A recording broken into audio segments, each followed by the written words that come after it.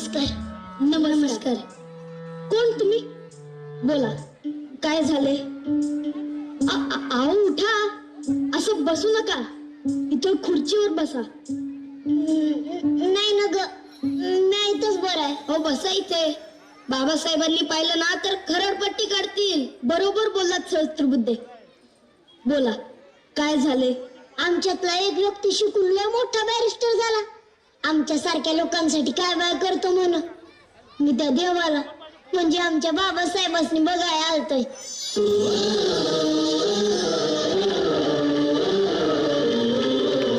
काय चित्रे, सहस्त्रबुद्धे, काय चाललंय? हे पहा, तुमचा भक्त फार लांबून भेटायला आलाय. या. अहो काय करताय? हेच मला संपवायचंय. व्यक्तिपूजा, मूर्तीपूजा, त्यामुळेच तर इतकी वर्ष गुलामगिरीत घालवली आपण. माणसाला माणूस म्हणून कधी स्वीकार करणार? बसा. अहो आम्ही किती वेळेच सांगतोय, ऐकतच नाहीयेत. या बसा बसा.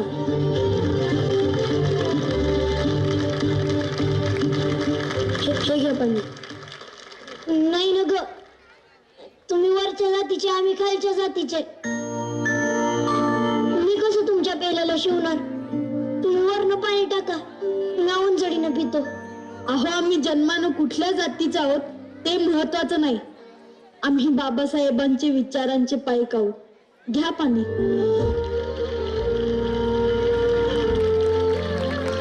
नमस्कार.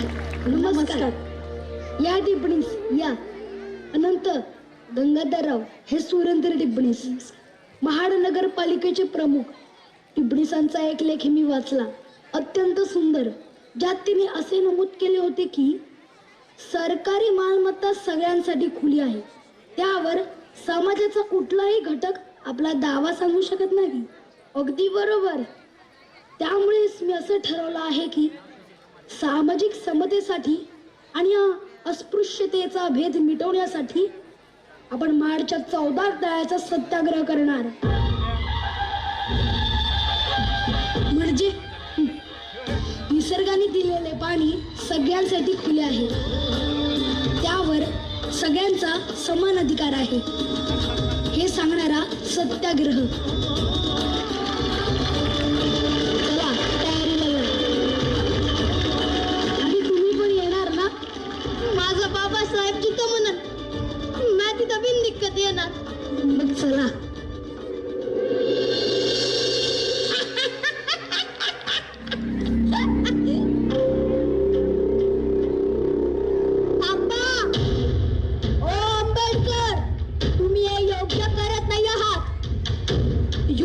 अयोग्य हे ठरवायचा अधिकार देखील कोणा एकाला नसतो. तुम्ही आमचं पाणी वाटवताय. आमचं पाणी?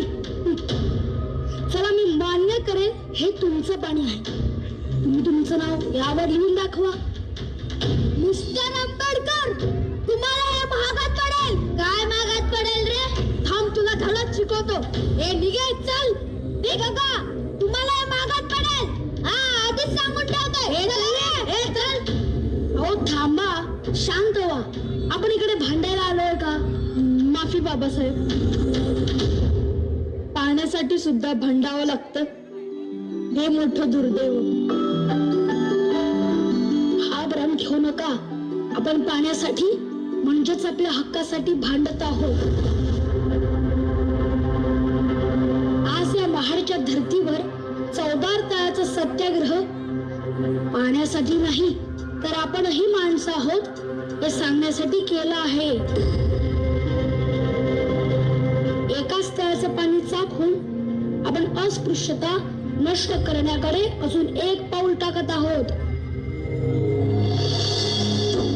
स्पर्शिले तू ओंजळीने, फुले केले पाणी 14 तळ्याचे. हक्क देऊन माणसाचे, केले सोने पीडितांच्या जीवनाचे. शिका संघटित व्हा आणि संघर्ष करा. शिका संघटित व्हा आणि संघर्ष करा. मार्ग प्रगतीचा झालेला दिन भीमराया